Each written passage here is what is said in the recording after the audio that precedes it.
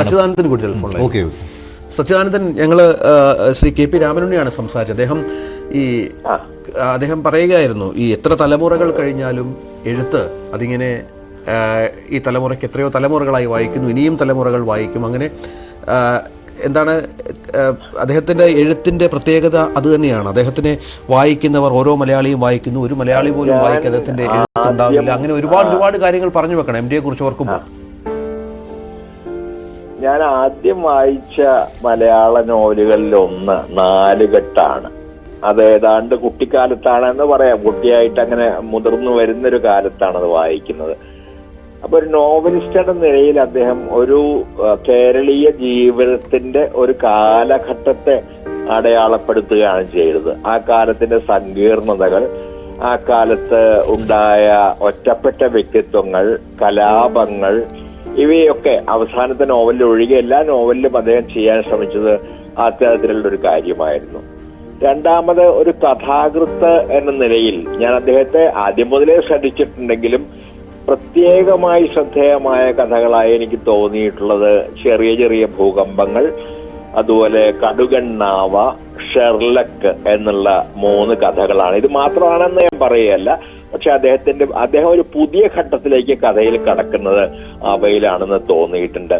മൂന്നാമത്, അദ്ദേഹം ഒരു ഒന്നാം തരം സ്ക്രിപ്റ്റ് റൈറ്ററാണ്. ഒരു പക്ഷെ മലയാളത്തിലെ ഏറ്റവും നല്ല സ്ക്രിപ്റ്റ് ലേഖകനായിട്ട് MTയെ നമുക്ക് കണക്കാക്കാമെന്ന് തോന്നുന്നു. നാലാമത്, അദ്ദേഹം ഒരു പത്രാധിപർ, പ്രത്യേകിച്ച് മാതൃഭൂമി വാരികയുടെ പത്രാധിപർ എന്ന നിലയിൽ അത്ഭുതകരമായ ഒരു കാര്യമാണ് സാധിച്ചത്.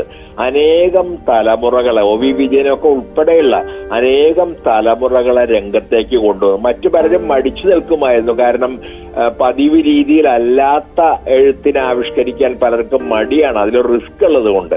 പക്ഷെ MT ഈ പുതിയ എഴുത്തുകാരെ മുഴുവൻ, മോഹൻലാൽ കാക്കനാടൻ, വിജയൻ സേതു, അങ്ങനെ പുരത്തിൽ കുഞ്ഞബ്ദുള്ള, അങ്ങനെ എടുത്താൽ ഇനി എത്രയോ പേരുകളുണ്ട്. ഇന്നത്തെ അടുത്ത കാലത്ത് പ്രത്യക്ഷത്തിൽ വന്ന തലമുറകൾ വരെ അനേകം തലമുറകൾ, പ്രത്യേകിച്ചും കലാകാരികളെയും പുറത്തു കൊണ്ടുവരികയും അവർക്ക് ആവിഷ്കാര വേദി നൽകുകയും ചെയ്തൊരു വലിയ ഒരു പത്രാധിപരായിരുന്നു. അത് അദ്ദേഹത്തെ സംബന്ധിച്ചിടത്തോളം വളരെ പ്രധാനമായൊരു കാര്യമായിട്ട് എനിക്ക് തോന്നുന്നുണ്ട്.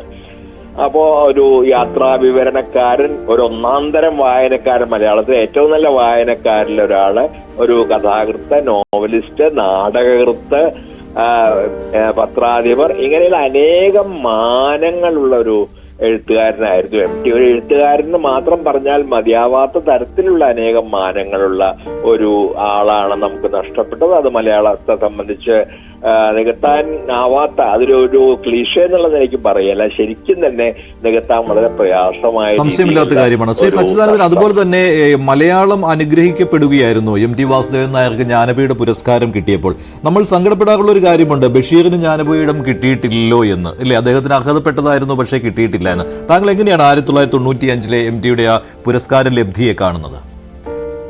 അല്ല, മലയാളത്തിൽ ജ്ഞാനപീഠം അർഹിക്കുന്ന ആളുകളിൽ ഒരാൾ തന്നെയാണ് MT. അതിനെപ്പറ്റി സംശയമില്ല. നമുക്ക് കിട്ടാത്ത ആളുകളെ പറ്റി പറയാം. അതിപ്പോ നോബൽ സമ്മാനം കിട്ടാത്ത എത്രയോ വലിയ എഴുത്തുകാരുണ്ട്. അതുപോലെ ജ്ഞാനപീഠം നമുക്ക് ബഷീറിന് കിട്ടിയിട്ടില്ല. നമുക്ക് മറ്റു പല എഴുത്തുകാരെയും കുറിച്ച് പറയാം. പക്ഷെ ജ്ഞാനപീഠം അർഹിക്കുന്ന ആളുകളിൽ ഒരാൾ തന്നെയാണ് അദ്ദേഹം എന്നാണ് എനിക്ക് തോന്നുന്നത്.